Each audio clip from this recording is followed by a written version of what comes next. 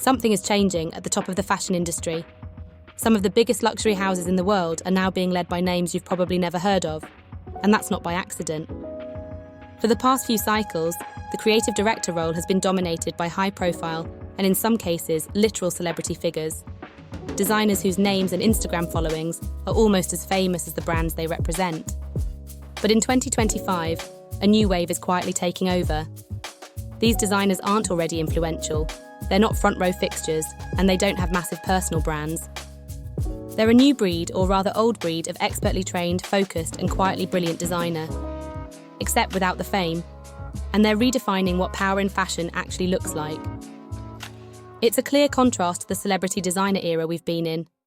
It seemed as though talent was never enough. To get ahead, you had to have clout. Take Pharrell Williams at Louis Vuitton, a global icon whose influence spans music, streetwear, and pop culture. Certainly visionary, and his designs have refreshed the brand. But his global celebrity status surely didn't hurt, and perhaps no one was going to be able to fill Virgil Abloh's enormous shoes anyway, so why not employ a big star? Or Demna at Balenciaga. Despite the horrific scandal, his fame and Vetements associations seem to have made him untouchable. He built a career not just on design, but on disruption, meme culture and media spectacle. His clout has kept him relevant, and now delivered him right to the top at Gucci. Or Jonathan Anderson, one of fashion's faves, leveraged his popularity and cult following at his own brand into a CD role at Loewe. This incredibly impactful tenure is absolutely nothing to scoff at. It's just worth noting that his strong creative persona and following has helped him thrive, and now sees him taking on a new creative director role at Dior Men's. Matteo Blasi at Bottega Veneta has cultivated his own mystique while gaining a devoted fan base. And Jack McCollar and Lázaro Hernández of Proenza Scola have spent 2 decades building their own legacy with high editorial visibility and cult status to land their role at Loewe.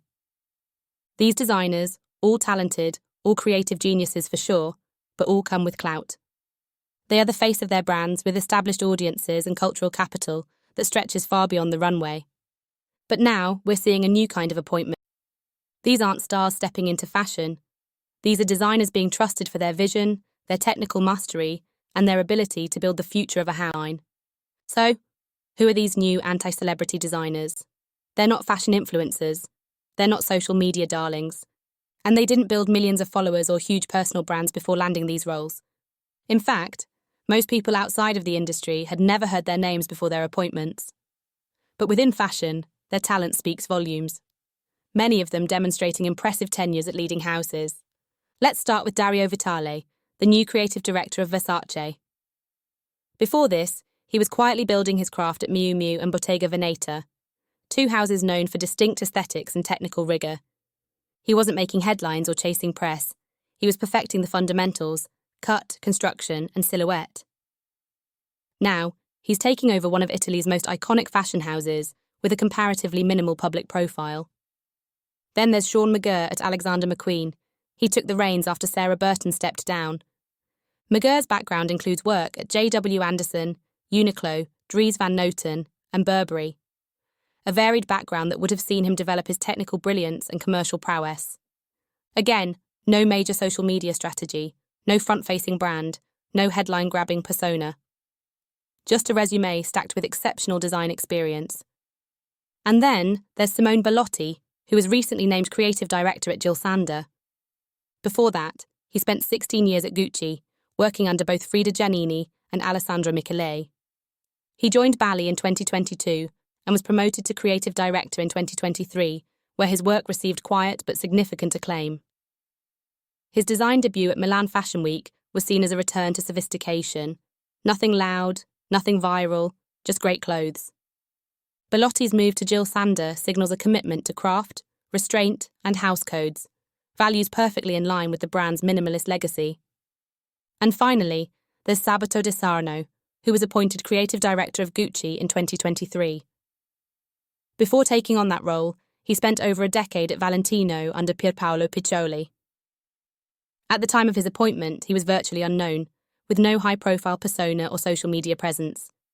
His selection was a clear pivot toward behind-the-scenes talent and a break from the headline-friendly approach of the past. Although his tenure at Gucci was relatively brief, it marked a critical moment in the industry's shift. proving that brands were willing to bet on craft over celebrity. These designers may not be household names, but they represent a growing movement in fashion, where substance, skill, and vision are being valued more than fame. What do these designers have in common? None of them launched personal labels. None were part of hype cycles or influencer scenes. They didn't build followings or brands around themselves. They built reputations quietly, inside the studios of fashion's most respected houses.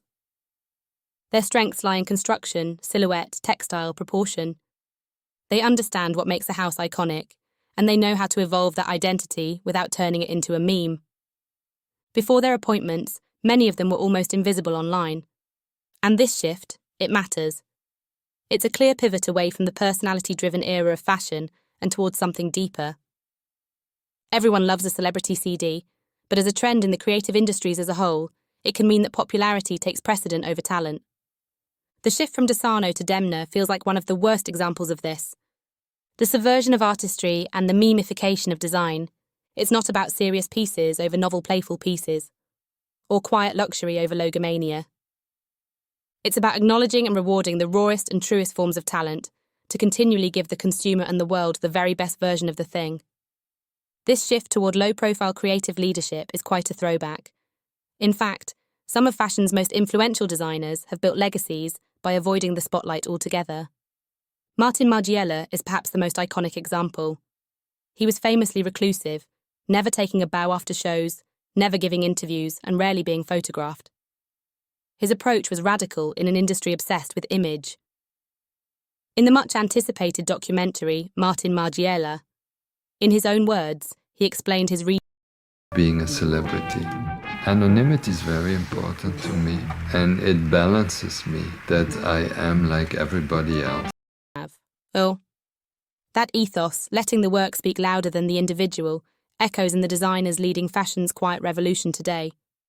Phoebe Philo, for much of her tenure at Celine, maintained a relatively private presence, rarely giving interviews or making public appearances. Her work became a movement without her needing to become a personality. Rei Kawakubo, founder of Comme des Garçons, is another example.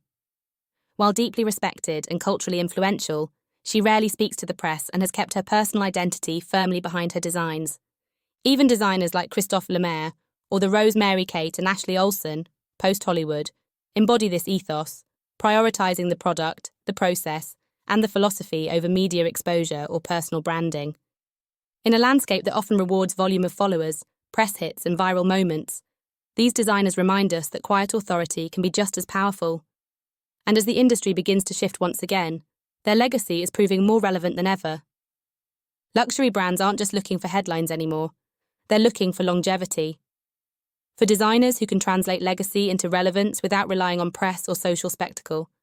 And this movement reflects a growing cultural appetite, especially among younger consumers, for something more grounded, more authentic. Less about fame, more about substance. The industry's response has been quiet, but telling.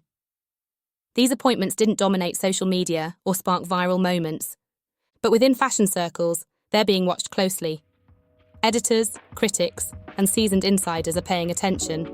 It's a slower build, a quieter burn, but potentially a much more lasting impact. Because here's the truth. The most powerful designers in fashion today might not have millions of followers. They might not be celebrities, but they're reshaping luxury from the inside out, restoring integrity to design, and reminding us what fashion can be when the work speaks louder than the name. Thank you so much for watching. Please remember to like, comment, and subscribe.